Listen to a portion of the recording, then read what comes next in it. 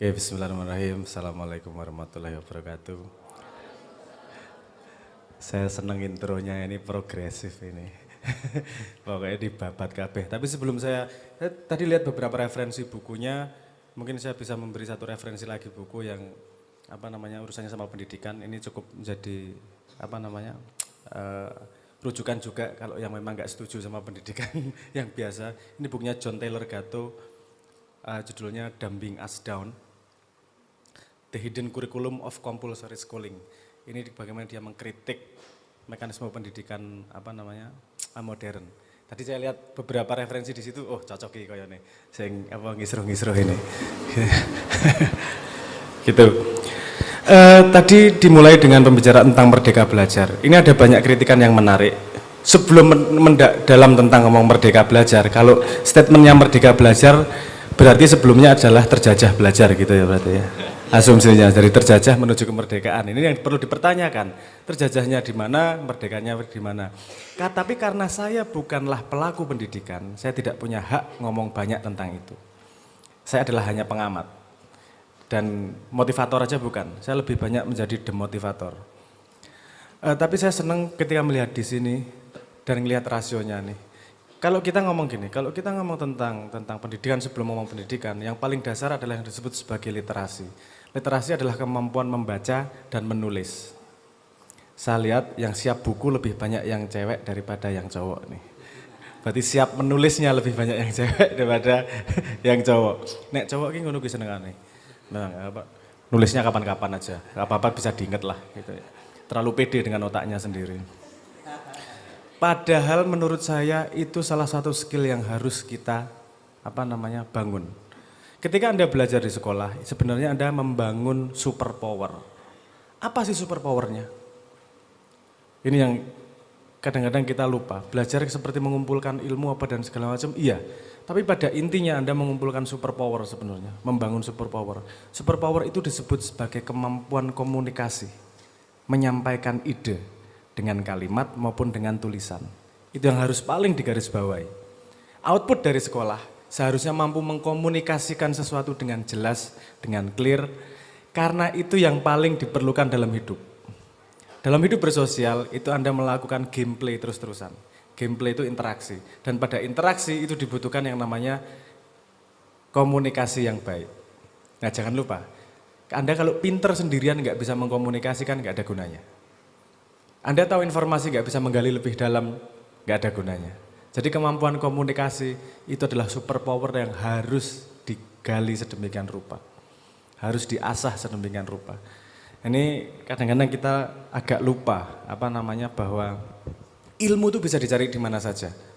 Karena gini, kalau zaman dulu ada istilah, Anda pernah mendengar ada istilah menimba ilmu. Betul nggak? Datang dari mana istilah menimba ilmu itu? Itu datang dari sebuah asumsi. Kalau menimba dari mana? Sumur. Berarti sumber ilmu itu ada yang namanya dari sumur. Di mana sumur ilmu itu? Sekolah. Betul nggak? Sekolah, universitas, sekolah itu tempat dalam society di mana kepadatan ilmunya paling tinggi. Mau cari apa aja di universitas, di sekolah itu ilmunya paling banyak. Makanya datang ke sumur yang namanya sekolah menimba ilmu. Tapi zaman sudah berubah. Sekarang ada kiai yang wajahnya bersinar kalau dilihat di malam hari namanya Kiai Google. Oh, cuma wajahnya bersinar itu kalau dibuka itu. Dia nggak lagi sumur, hujan deras. Betul nggak? Nggak usah menggali kemana-mana, hujan deras yang namanya Kiai Google. Anda tanyain dari mistis sampai fisika bisa semua dia, paham semua dia. Bahkan di YouTube misalnya itu cara membuka pintu itu ada. Tutorial cara membuka pintu, tutorial cara minum air. Itu kayak dipadake wong gendeng ya. Ada tutorial itu. Artinya hujan deras ilmu itu. Luar biasa banyak. Permasalahannya berubah. Dulu kita permasalahannya adalah bagaimana mencari sumber informasi. Sekarang permasalahannya kita kebanyakan informasi. Gimana natanya dengan baik. Karena kalau kebanyakan informasi, seperti ginilah, kalau kurang air Anda jadinya kekeringan.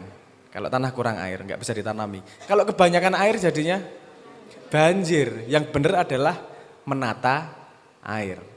Betul nggak? Gitu ya. Jadi dulu era kelangkaan informasi, sehingga dibutuhkan sekolah. Sekolah-sekolah itu adalah bagaimana alur informasi keilmuan dari generasi sebelumnya bisa diteruskan. Informasi yang buku-buku yang ditaruh di sekolah itu sudah melalui kurasi yang tajam. Kurasi oleh para ahli-ahli lah. Jadi kita terima matang tinggal belajar. Nah sekarang masuk pada era banjir informasi. Kalau tidak bisa memanage itu nanti jadinya overthinking, jadinya bingung memilih informasi yang benar. Kenapa? Karena kebanjiran informasi. Dan otak manusia, ya saya ngomong neuroscience sedikit. Otak manusia itu tidak bisa menerima pilihan lebih dari 9. Kalau Anda prasmanan, ada pilihan makanan cuma 1, mesti misuh. Pelit iki sing duwe omah iki, gak ono pilihan. Tapi kalau pilihannya 100, bingung ya kan. Akeh rek wis lah ngawur wae lah, mesti enak lah. Gitu kan. Nah, jadi memang manusia ada limit seberapa pilihan yang bisa dia bisa dia maknai. Sehingga ketika saya ngobrol sama Gus Faiz, saya sedang mengembangkan metodologi. Bukan saya sebenarnya mengembangkan. Ini metodologi yang dikembangkan oleh Niklas Luhmann, di mana dia salah satu bapak dari sistem teori psikologi. Itu sistem teori adalah hipotesis paling kompleks di dunia tentang society saat ini. Nah, dia mengumpulkan ilmu dari segala bidang. Catatannya itu bisa sampai 90.000. Dan dia dalam 30 tahun bisa memproduksi 70 buku, 600 jurnal ilmiah di berbagai bidang ilmu. Itu kan mengerikan. Apakah orangnya tiap hari kayak orang gendeng? Belajar, nulis? Enggak. Hidupnya santai. Loh kok bisa dia seperti itu? Ternyata ada metodologinya. Ada caranya bagaimana kita cepat pinter tapi malas belajar. Itu arek-arek seneng mesti nak ngono. Gelem ora kowe malas belajar pinter cepat. Oh gelem rek gitu. Tapi perlu digarisbawahi loh. Malas belajar itu bukan berarti tidak belajar. Kadang-kadang salah tangkep nih, maunya tidak belajar terus pinter. Gak bisa tidak belajar. Kamu tetap harus belajar, cuman efektif. Belajar 1 jam sehari bisa pinter, cepat. Kan itu menarik itu. Nah tapi metodologi itu nanti akan saya, nggak bisa kita omongkan lewat seminar kayak gini, harus ada kelas dan harus ada caranya. Harus ada kurikulumnya dan seterusnya. Kapan-kapan pasti saya balik ke sini. Yang tertarik nanti saya workshop langsung 2 jam, 3 jam karena saya pengen membagi itu. Menurut saya itu kebutuhan. Karena anak sekarang itu sudah baca buku wis setengah mati. Wong kebiasaan setiap hari baca status kok. Iya enggak? Tapi jangan lupa, ketika Anda menulis status, itu Anda berpikir loh. Ya enggak? Itu produksi, itu komunikasi, betul enggak? Walaupun kalau Anda lihat status Anda 2 tahun yang lalu, apa perasaan Anda? Hah? Malu ya? Alay? Ya. Itu tandanya Anda sudah tumbuh, karena Anda sudah bisa menertawakan diri Anda yang kemarin. Jangan lupa, sepede-pedenya Anda sekarang akan ditertawakan dirimu 2 tahun kemudian setiap saat. Nanti kalau udah dewasa dikit ditertawakan, lah kok aku kok pekok kemarin gitu. Tapi nggak apa-apa, itu namanya proses tumbuh, proses belajar seperti itu. Nah, menurut saya Merdeka Belajar ini adalah inisiatif yang bagus. Cuman kalau bisa menurut saya lebih merdeka. Anda coba lihat di KBBI, definisi pendidikan di bahasa Indonesia. Itu saya komplain sampai ke Kementerian Pendidikan. Kita kalau punya kata-kata harus hati-hati dengan maknanya. Karena maknanya itu akan menjadi referensi dari semua orang. Di Indonesia, kalau nggak percaya lihat KBBI Indonesia. Definisi pendidikan adalah sebuah cara untuk membentuk perilaku manusia. Menurut Anda benar atau salah itu? Membentuk perilaku manusia benar atau salah? Itu bukan ekspresi pembebasan, itu ekspresi tirani. Karena Anda dibentuk sedemikian rupa, seolah-olah gurunya paling tahu kamu seperti apa. Padahal generasi sekarang kan generasi yang tidak belajar dari orang tua. Masih bingung nih. Ada di sini yang belajar Instagram dari orang tua?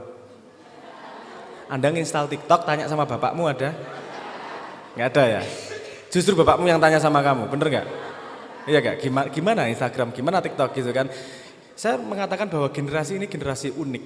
Kenapa? Karena dia masuk pada sebuah teknologi yang dia tidak bisa belajar dari generasi sebelumnya. Jadi kalau misalnya gini, kalau pemerintah mengatakan ayo toh bersosial media yang santun, siapa yang bikin standar? Belajar dari mana normanya? Wong kita ini pengguna, sama-sama pengguna baru ya. Bahkan penyebar hoaks terbanyak itu orang tua, bukan anak muda. 70 dari penelitiannya, 70% hoaks itu tersebar karena orang tua. Kalau anak muda, karena dia tahu bahwa informasi gampang diklarifikasi, nyari di Wikipedia dan seterusnya nggak gampang untuk menyebar hoaks.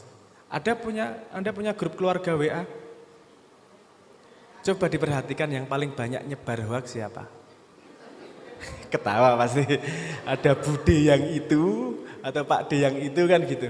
Nah, karena gini sambungannya, sosial media, internet itu adalah tempat komunikasi, betul enggak? Dan saya tadi mengatakan bahwa komunikasi adalah superpower dari Anda belajar di sekolah ini. Dan saya pengen mengatakan satu kalimat lagi, ini bukan kalimatnya saya, ini kalimat Niklas Luhmann yang saya katakan tadi. Dia mengatakan begini, society hanya terjadi karena emergence dari komunikasi. Artinya society hanya terjadi kalau ada komunikasi. Hukum itu ada enggak sih? Kalau di sini ya enggak ada, orang enggak ada yang bersalah kok. Kalau di meja pengadilan baru hadir yang namanya hukum, ketika komunikasi terjadi, betul enggak? Ekonomi ada enggak sih? Gini enggak ada ekonomi. Tapi ketika terjadi komunikasi pertukaran barang dan uang, terjadilah yang namanya ekonomi. Jadi penting banget yang namanya komunikasi. Bahwa kemudian teknologi yang terbaru berhubungan dengan cara komunikasi, artinya akan terjadi perubahan besar dalam tata society masa depan. Dan Anda adalah titik tengah perubahan itu. Karena Anda adalah generasi pertama dari yang menggunakan cara komunikasi yang baru. Paham maksud saya ya? Jadi Anda bukan hanya mengalami teknologi baru, Anda adalah pionir dari budaya teknologi baru tersebut. Kalau Anda ngawur di sosial media, enggak cuma Anda yang punya problem, tapi generasi berikutnya akan nyontoh dari Anda. Padahal padahal sosial media dan internet, bukankah itu tempat yang luar biasa untuk belajar kalau kita bisa memakainya? Benar enggak? Ya. Luar biasa itu, kita harus bisa membedakan, ada data. Apakah data itu sesuatu yang bisa kita tangkap, kita kuantifikasi, kita tulis, itu namanya data. Kemudian dari data itu bisa kita olah menjadi informasi. Apa itu informasi? Adalah data yang punya makna untuk kita. Paham maksud saya ya? Ada kok data-data yang gak ada maknanya buat Anda. Misalnya, saya kasih data. Limit dari bintang yang bisa menjadi black hole adalah sekitar 2,3 tahun cahaya. Ada gunanya enggak buat Anda? Tahu maknanya enggak? Enggak juga toh. Itu artinya belum informasi, itu baru data. Informasi adalah data yang Anda memiliki makna buat Anda. Di internet tuh kita harus bisa memilah itu. Oke, informasi, di atasnya informasi apa? Pengetahuan. Pengetahuan itu apa? Pengetahuan adalah informasi yang bisa kita manfaatkan untuk memecahkan masalah. Banyak informasi yang kita pahami tapi nggak berguna untuk memecahkan masalah kita. Contohnya cerita tentang Sambo misalnya. Semua orang mendengarkan, semua orang membaca, memecahkan masalahmu apa to jane? Hah? Ngomong aja tadi, mak celekop gitu ngomong aja, seru biar gayeng ini karena saya bukan guru nggak apa-apa bebas, Anda nggak perlu hormat sama saya. Kalau sama guru hormat harus, kalau sama saya nggak usah hormat, gasruk aja. Di atas informasi, di atas pengetahuan itu ada yang namanya insight. Insight adalah intisari, galih, hakikat dari pengetahuan tersebut. Nah kalau insight sudah punya sistem itu namanya kemudian adalah wisdom. Kenapa saya perlu mengatakan ini? Karena saya pengen mengingatkan. bahwa ada sumber daya dalam diri Anda yang terbatas, yaitu namanya waktu. Anda waktunya terbatas, betul nggak? Semua waktu modalnya sama. Bentar lagi ya, udah 15 menit sepertinya, tapi 2 menit lagi. Saya pengen ngajak kita sadar itu. Bahwa kita punya sumber daya terbatas yang namanya waktu. Waktu itu digunakan buat apa? Saya mengusulkan ada buat dua hal. Pertama, gunakan waktu untuk investasi kepada dirimu sendiri. Paham maksud saya? Investasi ilmu, investasi kesehatan, investasi pengetahuan, investasi kesolehan apapun. Tapi gunakan waktu untuk investasi kepada diri Anda sendiri. Kenapa? Karena kalau kamu nggak investasi sama dirimu sendiri, jangan harapkan orang lain mau investasi sama kamu. Gunanya sertifikasi apa sih? Menunjukkan bahwa saya sudah berinvestasi ilmu kepada diri saya, sampai saya punya sertifikasi, sehingga orang lain mau mempekerjakan Anda, mau berinvestasi kepada Anda. Jadi penting untuk investasi kepada diri. Nomor 2, investasilah kepada sekitar. Khairunas anfahum linas. Orang yang paling baik adalah orang yang bermanfaat untuk sekitarnya. Karena kalau kamu pinter sendirian, kanca-kancamu goblok, ya stres mesti. Iya enggak? Kamu punya ide besar, ini ide bagus luar biasa, temanmu enggak ada yang paham. Alah pekok le ngopo ngomong-ngopo gitu malah. Nah jadi penting untuk kita saling belajar satu sama lain. Kalau yang kamu tahu kamu ajarkan, yang kamu enggak tahu kamu belajar. Gitu ya. Jadi pinter bareng cepat. Nah saya harap saya enggak pengen panjang-panjang karena pengen lebih banyak diskusi tadi ya. Oke, kuncinya adalah yang pengen saya share itu. Diambil monggo, enggak monggo. Saya enggak lebih pinter dari senjenengan, kebetulan saya cuma lahir lebih dulu. Gitu aja. Dan saya juga ngalami seperti Anda. Saya adalah pengguna Twitter paling 100 orang pertama di Indonesia juga. Awal-awal saya pengguna Sulia yang enggak terkenal di Indonesia, saya pengguna Yelp juga yang enggak terkenal di Indonesia. Itu saya mencoba itu semua karena saya pengen tahu perkembangannya kemana sih. Karena kita generasi muda punya tanggung jawab itu. Jadi saya ingatkan lagi. Anda sekarang sudah hujan deras informasi, gunakan waktu dan atensi Anda untuk menginvest pada dirimu sungguh-sungguh dan menginvest pada sekitarmu. Karena semua investasi akan menghasilkan sesuatu yang positif di belakang. Amin. Monggo saya kembalikan kepada moderator. Matur nuwun. Wassalamualaikum warahmatullahi wabarakatuh.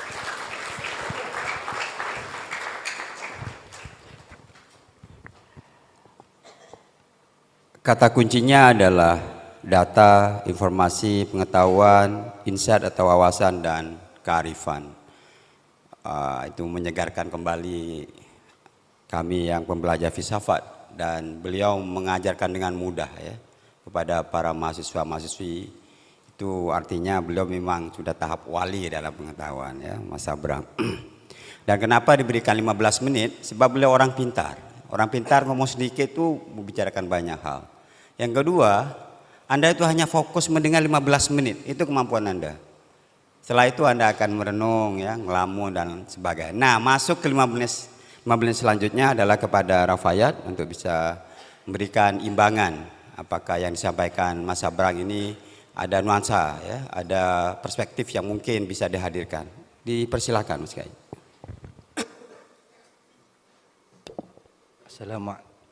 Assalamualaikum warahmatullahi wabarakatuh. Bismillahirrahmanirrahim. Alhamdulillahirabbil alamin. Wassalatu wassalamu ala asyrafil anbiya wal mursalin sayyidina Muhammadin wa ala alihi washabihi ajmain. Amma ba'du. Terima kasih atas undangan ini. Terakhir saya ngisi kuliah kebudayaan itu 5-6 tahun yang lalu kalau nggak salah di Jakarta, dan baru kali ini di rumah sendiri bersama beliau, vokalis Leto yang saya jadi fan beliau sebenarnya. Jadi mohon maaf kalau saya di sini hanya menemani beliau saja. Saya sebenarnya lebih sepakat judul kuliah, ya, kuliah kebudayaan kita itu belajar barokah, barokah belajar. Jadi sebenarnya yang diomongin Mas Abrang itu udah bukan hal yang istimewa di pesantren ya. Kenapa? Kalau dalam 1 jam seorang santri, seorang siswa belajar kemudian mendapatkan banyak hal, dan itu sekarang diapresiasi di Barat sebagai satu bentuk pembelajaran efektif, bahkan super efektif mungkin ya. Sebenarnya kalau di dalam term kami di pesantren ini Mas ya, itu namanya belajar barokah. Nah hanya problemnya kita ini sebagai kaum santri ini kurang bisa menggali makna barokah itu apa gitu loh. Salah satu ciri dari barokahnya waktu itu adalah efektif itu sendiri gitu. Dan ada keuntungan-keuntungan jangka panjang yang diperoleh. Nah tadi sangat menarik dan terima kasih atas pancingannya ya. Kalau diskusi seperti ini saya kok jadi ingat kayak di Amerika gitu ya. Diskusinya 15 menit begini tiba-tiba tanya jawab. Sangat ini budaya diskusi yang baru di Nurul Jadid ya. Saya kira dan mudah-mudahan ini bisa direstui oleh Kiai Faiz untuk bisa terus diadakan seperti ini. Baik, saya pertama ingin melihat konteks. Tadi Pak Saidah berbicara tentang kebijakan Pak Menteri begini-begini ya. Ini sedikit komen saya. Sebenarnya konteks dari wacana Merdeka Belajar Merdeka dan seterusnya. Ini sebenarnya ada di dalam konteks disrupsi pengetahuan. Apa itu disrupsi pengetahuan, sahabat-sahabati sekalian? Adalah perubahan yang luar biasa. Yang tadi digambarkan oleh beliau narasumber kita sebagai perubahan-perubahan yang tidak terbayangkan 10-20 tahun yang lalu, di mana cara orang mengkoleksi informasi dan collecting dan recollecting data dan informasi itu berubah secara mendasar karena adanya teknologi. Jadi di dalam kondisi seperti ini, apalagi ketika teknologi itu menuntut orang untuk mengalami 2 proses yang saya sebut. Ini di dalam istilah sosiologi sangat dikenal. Namanya individuasi dan personalisasi. Jadi sebenarnya disrupsi ini sedang mendorong proses individuasi. Apa artinya? Kita itu menjadi individu-individu.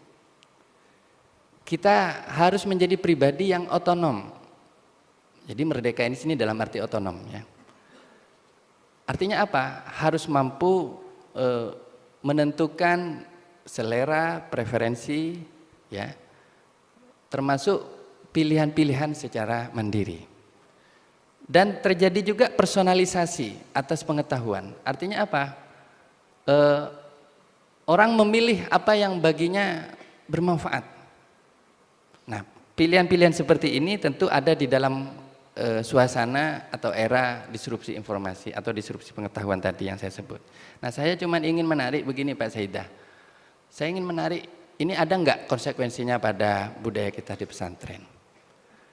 Karena saya berbicara di sini paling beda sekalian, saya sarungan ya.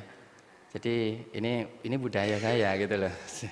Jadi budaya saya kan gitu ya Pak Saidah ya. Kalau ini budaya Belanda ini Pak. Jadi itu identitasnya keliru itu. Mestinya budayawan pesantren.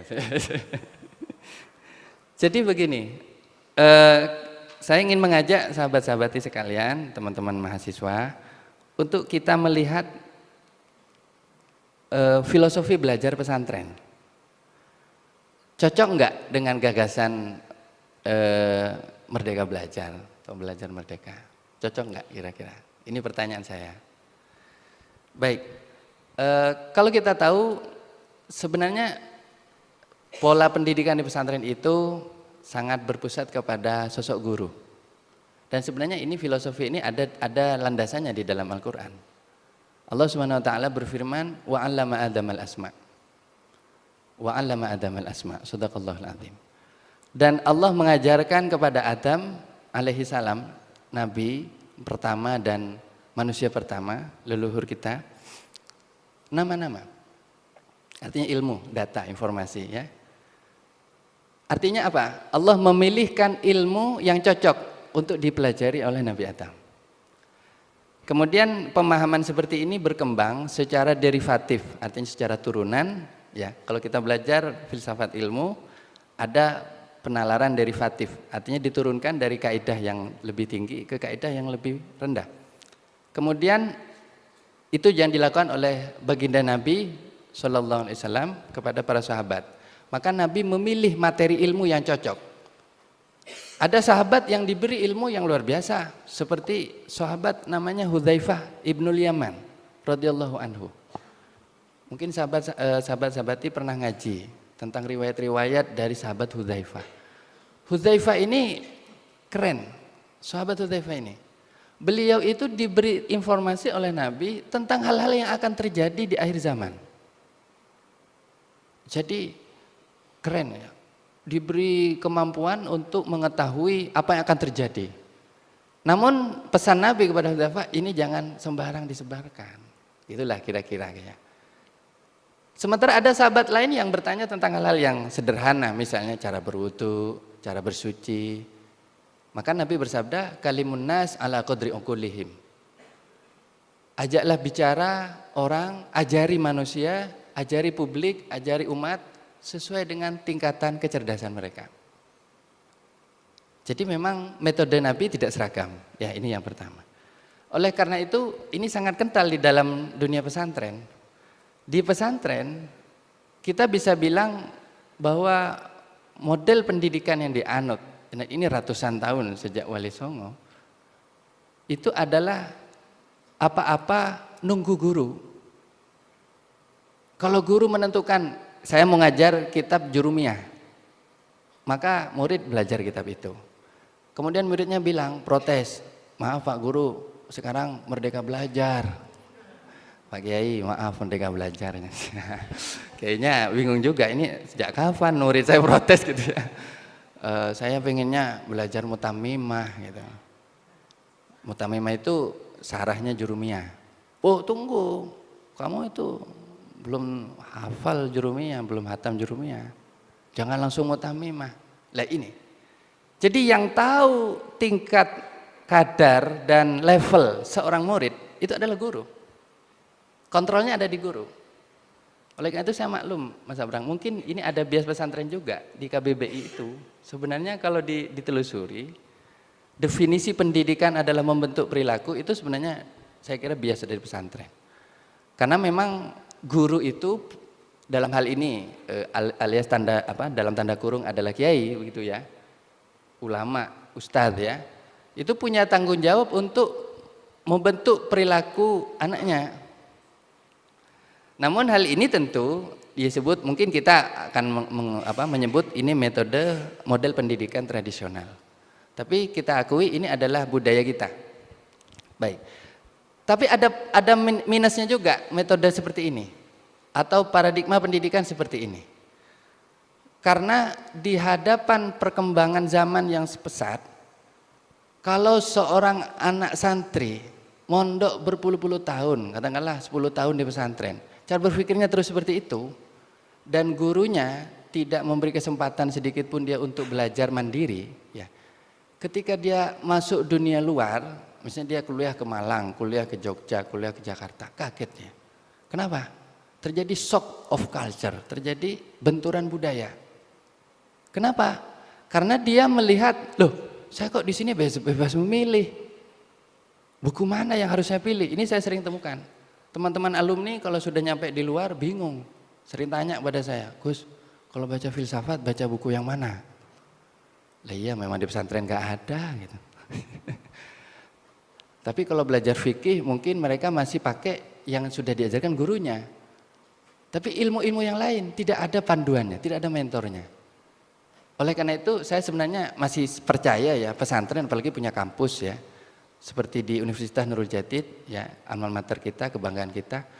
Itu bisa memfilter itu, memberikan buku-buku panduan atau setidaknya arah ya. Baik. Jadi memang ada plus minusnya juga. Nah, sebenarnya yang ideal adalah kombinasi. Artinya ada filosofi belajar yang tetap ya dimentori, dibimbing oleh seorang guru, artinya bukan merdeka 100%. Karena apa? Di sini ada satu hal yang juga menjadi kekurangan atau aspek minus dari belajar merdeka jika yang dimaksud itu adalah individuasi total. Kenapa? Contohnya begini, sahabat-sahabati sekalian,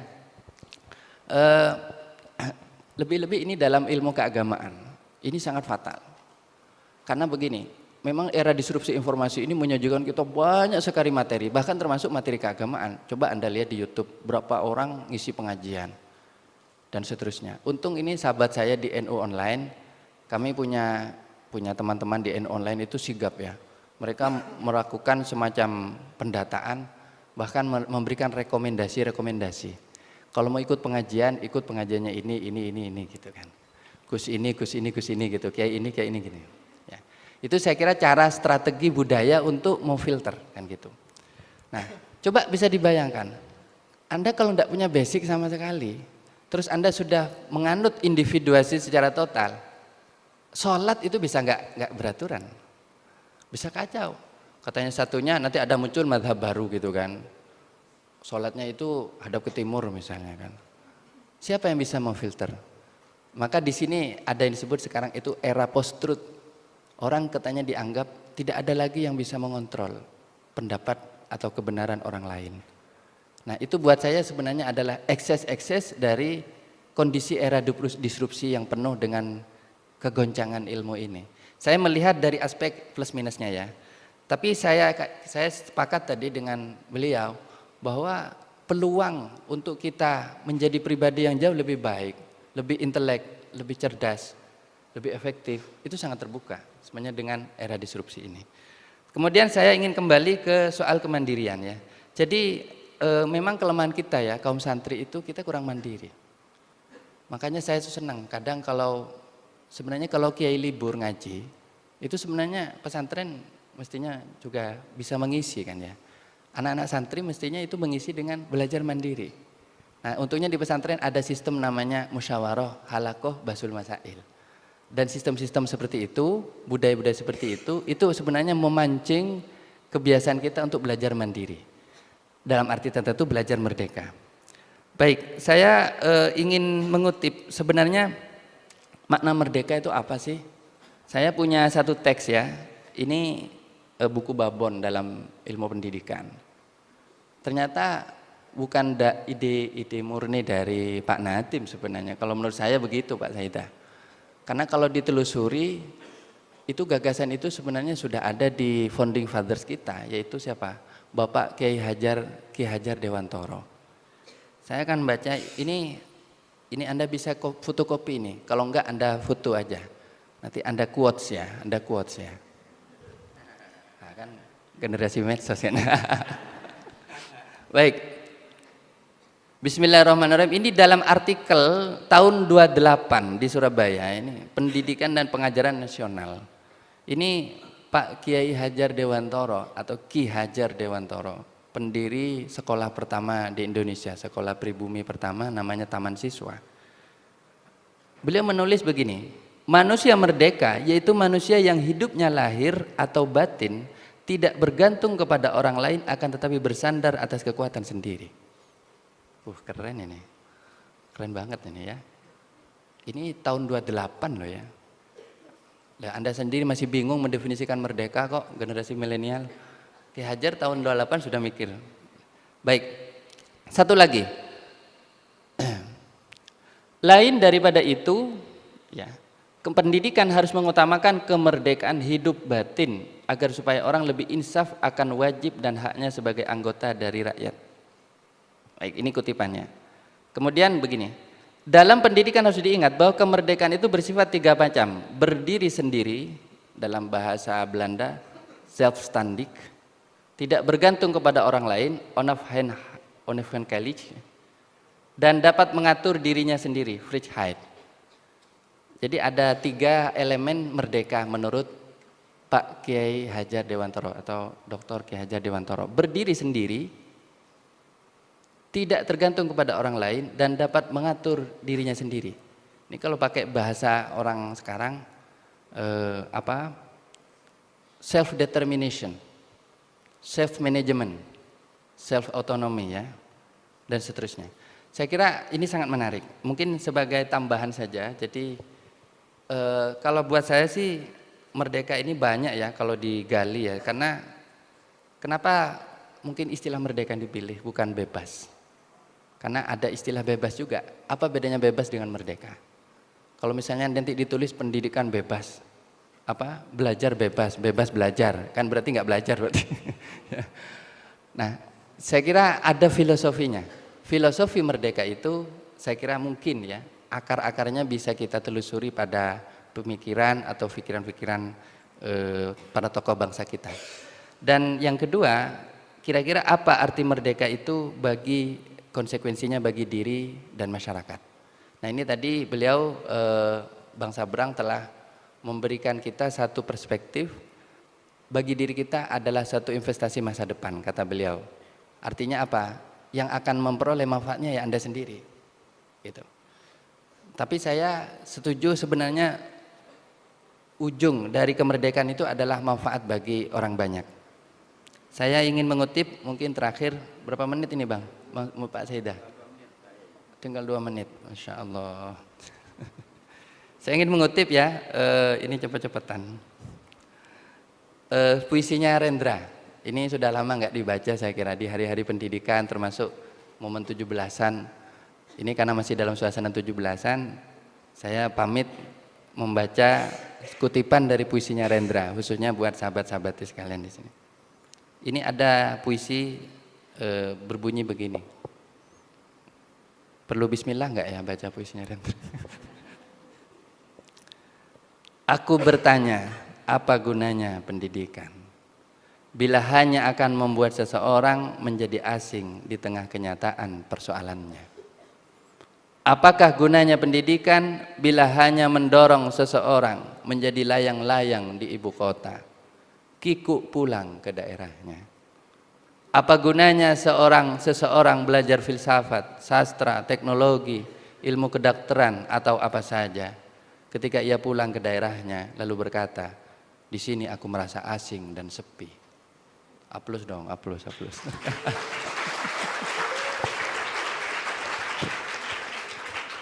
Aplausnya buat Rendra aja ya, jangan buat saya. Ini puisinya Rendra. Rendra itu mungkin kalau Anda tidak kenal, nanti carilah di Google siapa Rendra. Itu penyair, salah satu penyair hebat di Indonesia yang menggelorakan semangat merdeka dalam berkebudayaan. Intinya apa? Kalau benar kita merdeka, kita pasti berguna. Tidak mungkin kita merdeka tapi ujung-ujungnya kita itu jadi pribadi yang terpenjara kembali. Maka sebenarnya dalam sisi ini, merdeka yang seperti ini buat saya cocok dengan ajaran Islam. Tapi kalau merdeka yang merusak orang lain, nah ini bukan merdeka. Itu namanya ngawur. Misalnya merdeka bernarkoba, merdeka macam-macam lah kayak kriminal ya, itu bukan merdeka. Dan kita juga dalam ancaman seperti itu. Artinya apa? Kalau kita benar belajar merdeka, maka pikiran-pikiran kita selama kita belajar, hasil yang kita peroleh, itu pasti bisa dinikmati juga oleh masyarakat kita. Kita akan pulang ke masyarakat kita dengan membawa ilmu dan semangat baru. Pada akhirnya akan menggerakkan perubahan di tengah masyarakat. Gak usah jauh-jauh, di masyarakat kita itu masyarakat yang masih banyakkan bertani, nelayan, yang profesinya rata-rata masih tradisional. Pertanyaannya, kita belajar ilmu yang tinggi-tinggi itu bisa nggak berhubungan dengan mereka? Dan satu lagi saya sepakat, kuncinya di komunikasi. Tapi ada satu lagi Mas, yang kurang. Bukan cuma komunikasi. Karena orang licik pun bisa berkomunikasi. Empati. Kata kuncinya adalah empati. Kalau kita berempati, maka pendidikan itu saya kira bisa mengubah masyarakat. Demikian dari saya. Assalamualaikum warahmatullahi wabarakatuh. Ini 1 semester dalam 30 menit ya. Jadi setelah ini libur ya mahasiswa baru ya. Saya sudah nggak usah ngajar deh ya.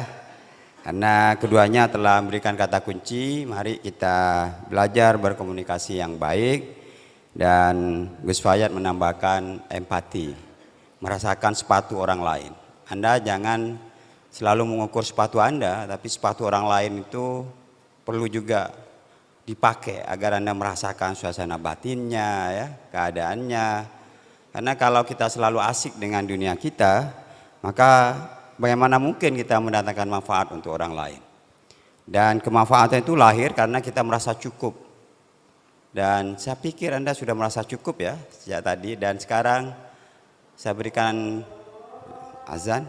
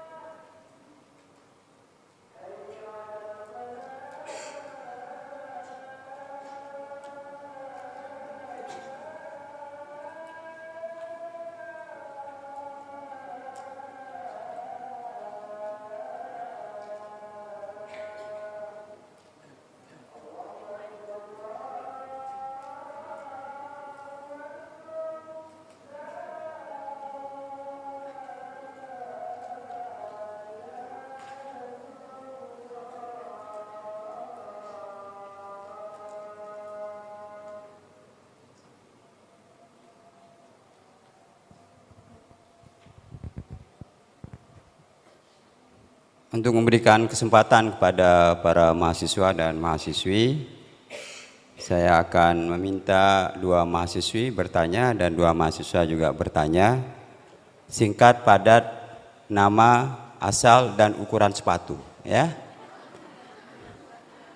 Agar Anda muncul rasa empati, tahu sepatu orang lain, itu istilah ya dalam tradisi barat ya, bahwa peduli itu muncul karena kita merasakan sepatu orang lain. Dipersilakan kepada para mahasiswi. Ya, masih dulu ya. Silakan panitia diberikan mic-nya.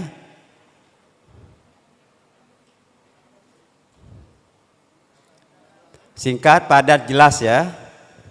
Dan yang lain pertanyaannya disiapkan.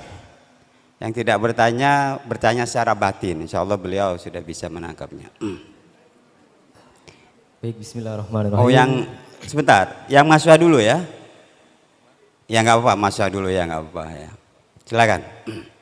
Baik, bismillahirrahmanirrahim. Assalamualaikum warahmatullahi wabarakatuh. Perkenalkan, nama saya Muhammad Sultan Muhadirul Maulana. Saya dari Bondowoso, Prodi Fakultas Teknik Elektro. Di sini saya terangsang dari stimulus dari Mas Sabrang Mawada Marpanulu. Sebelumnya saya sedikit lucu ya dengan nama Mas Sabrang ini. Kalau kita translate terhadap bahasa Madura ya. Berarti ubi. Enggak Mas, bercanda Mas. Biar tidak saya merasa tegang gitu ya. Di sini dari beberapa referensi yang saya baca dari buku-buku sejarah kebudayaan itu dari stimulus Mas Sabrang ini mengenai society atau masyarakat yang mana sedikit saya mengganjal di pikiran saya, apa saya yang ganjal. Ternyata setelah saya ingat-ingat kembali ada yang dinamakan society patriarki katanya, masyarakat patriarki, yang mana di dalam patokan tersebut pemegang kekuasaan di dalam kehidupan itu adalah laki-laki dalam masyarakat patriarki. Nah, sehingga saya berpikir siapa yang membuat konsep yang sebesar itu sehingga tetap menjadi kultur yang membudaya dalam kehidupan diri kita. Nah, semisal seperti contoh kecilnya saja, bahwa dari pemerintah saja, ini sudah contoh sepele mungkin ya, kalau kita pahami, semisal seperti sekarang pencetakan uang baru, di mana sekarang itu pahlawan yang ada di uang-uang baru itu rata-rata mayoritas semuanya adalah laki-laki, dan yang pahlawan perempuan itu hanya satu mungkin ya, kalau saya lihat lebih dalam lagi, yaitu ada pada uang Rp1.000, bahkan ditaruh di uang Rp1.000. Itu kan hal yang sepele mungkin bagi orang-orang yang masyarakat biasa, karena sekarang saya cuma mas-mas biasa ya, mas masyarakat biasa. Kalau kita telah itu kan adalah sebuah bentuk patriarki yang mana laki-laki lah di sana yang menjadi pemeran utama. Nah, jika ingin disingkatkan pertanyaannya. Jika kita ingin menghapuskan, effort seperti apa, usaha seperti apa yang mampu untuk menghapuskan masyarakat patriarki seperti ini? Karena mulai dari beberapa pemateri itu kan yang menjadi hanya kembali terus, terulang-ulang kali, ada lagi, kembali lagi masyarakat seperti ini. Ya mungkin itu pertanyaan diri saya. Assalamualaikum warahmatullahi taala wabarakatuh. Waalaikumsalam warahmatullahi wabarakatuh. Dikumpulkan dulu Pak Kiai Mas. Iya. Iya. Iya, yang putri dulu ya, biar tidak patriarki ya. Silakan. Nama jelas, padat dan singkat ya. Assalamualaikum warahmatullahi wabarakatuh. Perkenalkan, nama saya Zakia Fahira, saya dari Situbondo, Prodi PAI. Di sini saya akan bertanya. Tadi sudah dijelaskan informasi adalah data yang bermakna bagi kita. Lalu saya ingin menanyakan bagaimana cara kita menyaring informasi yang baik agar tidak terjadi kesalahpahaman ketika diterima para pembacanya. Sekian, terima kasih. Wassalamualaikum warahmatullahi wabarakatuh. Terima kasih ya kaum matriarki ya yang bertanya jelas. Mas Abrang dan Mas Kiai boleh merespon ya keduanya, karena ini masalah kita bersama ya. Terutama dengan peraturan baru ada pemisahan ya untuk pesantren. Silakan Mas Abrang. Cek. Tentang patriarki itu tadi ya. Anda pernah dengar yang namanya Arunachalam Maruganantan enggak? Enggak pernah dengar ya, enggak populer ya. Oke. Gini. Manusia itu hidup pada beberapa level realitas. Pertama ada realitas akal dengan idea, tapi itu selalu dibatasi oleh realitas fisik. Jadi ada faktor fisik yang mempengaruhi yang tidak bisa kita lepaskan juga. Faktanya begini. Kalau untuk urusan investasi waktu, fisik wanita itu punya limitasi tiap bulan misalnya. Itu tidak mudah untuk bisa menginvestasikan waktu pada sebuah disiplin atau pada sebuah tujuan tertentu dengan waktu yang panjangnya lama seperti laki-laki. Secara fisiologi, resiko yang diambil oleh wanita juga lebih tinggi daripada pria. Resiko terhadap salah memilih misalnya. Misalnya gini, kita kan sudah kenal, kalau laki-laki bisa nyari pacar tapi yang menentukan yang cewek, kan gitu. Misalnya ada data gini, kalau laki-laki ngelihat dari 10 cewek, 6 itu menarik. Kalau perempuan ngelihat laki-laki dari 10 laki-laki 1 aja menarik udah lumayan. Loh, itu bukan urusan pemilih, itu urusan fisiologi karena resiko yang ditanggung oleh wanita itu lebih tinggi daripada resiko yang ditanggung oleh pria. Pria itu bisa istrinya 2, 3, 4, 5, 6, 7, 8, ya, enggak ya, yang dapat ijazah aja ya, yang udah segitu. Itu apa namanya, tapi kalau wanita, itu sekali dia mengandung, itu tidak mudah kemudian mencari suami lagi. Karena resiko, dia punya tanggung jawab untuk apa namanya, untuk menjaga anaknya misalnya gitu. Ini kalau Anda membaca penelitian tahun 19 sekitar 60, 70-an ya.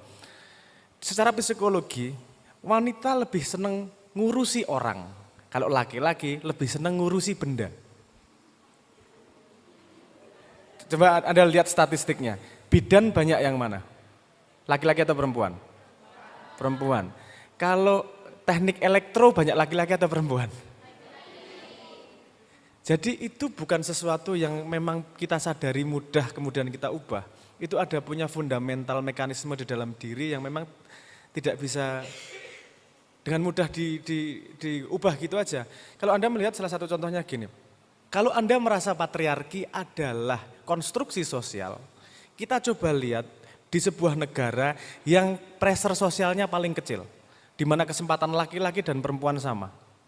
Tidak ada perbedaan. Kalau sekarang indeks paling bebas di dunia itu negara-negara di Skandinavia. Faktanya bukan kemudian pekerjaan laki-laki sama perempuan jadi rata. Faktanya justru terjadi keterpisahan yang semakin lebar. Kenapa? Karena ketika pemaksaan struktur sosial menjadi minimal, yang menjadi dominan adalah dorongan fisiologinya kemudian. Justru lebih banyak yang menjadi bidan, justru lebih banyak yang menjadi di STEM field. STEM itu pernah dengar istilah STEM ya? STEM, science, teknologi, engineering, matematik. Itu yang banyak dimasukin oleh pria. Kadang-kadang ada gini juga komplain, kok laki-laki lebih banyak bayarannya daripada wanita. Masalahnya memang pekerjaan yang dipilih oleh wanita itu tidak scalable. Pekerjaan bidan selesai. Tapi kalau STEM field nih, kamu belajar engineering atau belajar bikin startup. Bayarannya awal bisa sangat kecil, tapi kalau berhasil bisa sangat besar juga. Jadi jenis industri yang dipilih juga berbeda. Nah, kalau kita mau ngelihat ini kemudian coba dilihat di alam. Lebih banyak yang patriarki apa lebih banyak yang materialisme apa ya jenenge? Lawannya patriarki. Matriarki. Sama matriarki lebih banyak mana? Itu ngelihatnya sederhana. Kalau laki-lakinya lebih gede, berarti dia ini ya, ada binatang nih. Kalau yang laki-laki lebih gede, berarti dia patriarki. Kalau yang perempuan lebih gede, itu berarti matriarki. Lebih banyak mana kira-kira? Statistik memang mengatakan lebih banyak patriarki. Ada yang laki-laki sama perempuan sama gedenya. Contohnya apa? Biasanya burung-burungan itu. Dove itu bahasa Indonesia nih. Burung dara, merpati. Sehingga dia dilambangkan sebagai lambang cinta. Karena merpati tidak ada yang dominan, mereka pasangan seumur hidup bareng-bareng. Nah itu alam sendiri memberi contoh yang bermacam-macam. Pertanyaan saya kemudian, kalau manusia itu lebih gede laki-laki atau perempuan? Secara fisik, laki-laki. Jadi secara natural memang ini patriarki kita ini. Saya setuju atau tidak setuju ya dengan patriarki atau matriarki ya, saya hanya melihat kenyataan alam yang terjadi. Kalau Anda mau menghilangkan patriarki, itu tidak mudah. Dengan konstruksi sosial tidak mudah. Ada kok yang matriarki, misalnya di Padang. Area Padang itu garis ibu lebih kuat daripada garis bapak misalnya. Tapi itu tempat-tempat tertentu, kalau ngomong mayoritas tetap patriarki. Kalau saya mengembalikannya kepada yang argumentasi pertama itu, bahwa wanita secara fisiologi memang lebih banyak halangan. Tiap bulan, saya tadi menyebut aroma pacan itu tadi. Kalau Anda lihat sejarah, wanita baru mulai punya peran dominan di society ketika ditemukannya teknologi pembalut. Sebelum ada pembalut, sebulan sekali nggak bisa kemana-mana, seminggu, 2 minggu. Harus di rumah. Betul nggak? Sebelum teknologi pembalut, Anda bisa ngelihat secara spesifik statistiknya. Bagaimana wanita bisa mulai ikut terlibat dalam society itu ketika ditemukan pembalut. Karena halangan utama dalam berkegiatan sudah bisa ditangani oleh teknologi ini. Kan gitu. Tapi ada beberapa hal yang memang tidak bisa ditutup oleh teknologi, seperti tendensi untuk senang ngurus orang. Itu nggak bisa ditangani oleh teknologi, itu naluri dasarnya. Kalau laki-laki lebih senang ngurusi barang. Bukan barangnya sendiri ya, maksudnya barang itu things, sesuatu gitu, ngurusin sesuatu, dan ini ngurusin seseorang kalau wanita gitu. Jadi kalau tadi pertanyaannya bagaimana menghilangkan patriarki, saya tidak yakin itu adalah sesuatu yang Anda terlalu berat memikirkannya lah. Ini konsensus bersama bahwa ternyata itu cukup efektif juga. Saya takutnya gini, saya cuma takutnya gini, Anda terbawa dengan arus gender fluidity yang lagi rame ini di dunia sekarang. Karena beberapa forum terakhir yang saya datangi, banyak pertanyaan tentang gender equality ini. Kalau mau ngomong itu, ayo kita ngomong detail nih, gender equality. Kita harus ngomong data, karena kita nggak bisa ngomong cuma kira-kira aja nih. Apakah benar itu inequality datang dari konstruksi sosial atau datang dari konstruksi fisikal, itu perlu kita bahas beneran. Ini kalau di sana perang kanan sama kiri, kalau di Indonesia kan nggak ada kanan kiri. Semua kanan kiri oke, sen kanan belok kiri. Tergantung perintah siapa kan gitu. Tapi menurut saya sebagai mahasiswa itu adalah pertanyaan yang menarik untuk dielaborasi. Saya nggak perlu dielaborasi. Monggo dielaborasi tapi tetap terbuka, jangan membuat keputusan dahulu. Lebih baik riset berangkat dengan pemahaman bahwa kita tidak tahu. Kita memilih mencari tahu daripada mencari percaya. Kalau pemahaman saya seperti itu. Percaya tidak membawa kemana-mana, pengetahuan datang dari ketidaktahuan. Matur nuwun, itu jawaban saya terhadap pertanyaan pertama. Terhadap pertanyaan kedua tadi, bagaimana kita bisa memilih informasi, bagaimana bisa memilih informasi yang baik dan yang buruk, gitu ya. Saya sendiri tidak pernah mengkategorikan informasi sebagai baik atau buruk, karena informasi yang buruk itu juga berguna untuk kita hindari, misalnya gitu. Jadi saya mengkategorikan informasi sebagai berguna atau tidak. Kalau Anda menemukan informasi tidak berguna, disimpan dulu sampai ketemu gunanya misalnya, disingkirkan dulu. Tapi kalau sudah Anda berguna saat itu, langsung digunakan. Karena salah satu bias kognitif, bukan bias kognitif, salah satu fakta kognitif seperti ini. Kalau Anda mendapatkan informasi baru dan Anda bisa menghubungkan informasi tersebut kepada 5 informasi lama yang kamu miliki, kamu nggak perlu inget-inget, akan ingat sendiri. Tapi perlu dibangun hubungannya, minimal oleh 5. Nomor 2, kalau informasi itu Anda punya simulasi gunanya buat apa, Anda kan otomatis ingat. Misalnya gunanya buat dihindari gitu misalnya. Atau gunanya nanti buat ketika saya ketemu si A saya akan ngomong ini. Gunanya ketika saya nanti akan nulis skripsi ini akan kepake. Ketika Anda sudah menemukan guna terhadap informasi, kita secara otomatis otak akan memiliki cara untuk menyimpannya. Karena Anda akan lebih ingat sesuatu yang berguna daripada sesuatu yang tidak berguna. Coba amati amati perjalanan hidupnya. Menurut saya pelajaran dari neuroscience mengatakan seperti itu. Ada beberapa trik lagi kalau Anda mau mengingat atau memproses sesuatu, karena proses berpikir itu berhubungan dengan neokorteks, yaitu di depan itu berhubungan dengan mata. Jadi ini tips goblok ya kalau mau dipakai, kalau mau digunakan ya. Kalau sebelum Anda belajar serius, coba fokuskan mata pada sebuah titik 30 detik sampai 1 menit. Itu men-trigger neokorteks untuk berpikir di sistem 2 sebutannya. Itu kalau mau baca lebih lanjut, bukunya namanya Thinking Fast, Thinking Slow oleh Daniel Kahneman. Kalau mau digali lebih lanjut, itu tentang cara berpikir di dalam otak. Ini dulu kebetulan saya dalam sekali waktu ngambil beberapa kuliah sekaligus. Bukan urusan pinter tapi urusan trik belajar itu tadi. Dulu saya trik belajarnya seperti itu. Ketika saya mau masuk serious thinking ada beberapa yang saya siapkan. Pertama adalah saya mengkondisikan otak dengan itu tadi 30 detik dan 1 menit. Dan satu lagi menyiapkan bebauan tertentu. Bebauan itu sangat membantu untuk ingatan. Mau menyan boleh, mau apa boleh. Tapi itu men-trigger memori. Jadi sebuah informasi semakin banyak masuk ke indra akan semakin cepat nangkepnya. Misalnya Anda membaca sambil menulis sambil diomongkan. Indra mulut kepake, kuping kepake, tangan kepake, itu ingatnya akan jauh lebih cepat. Itu tips-tips kecil lah, kapan-kapan nanti saya breakdown tips-tips yang lain agar malas belajar pintar cepat. Matur nuwun.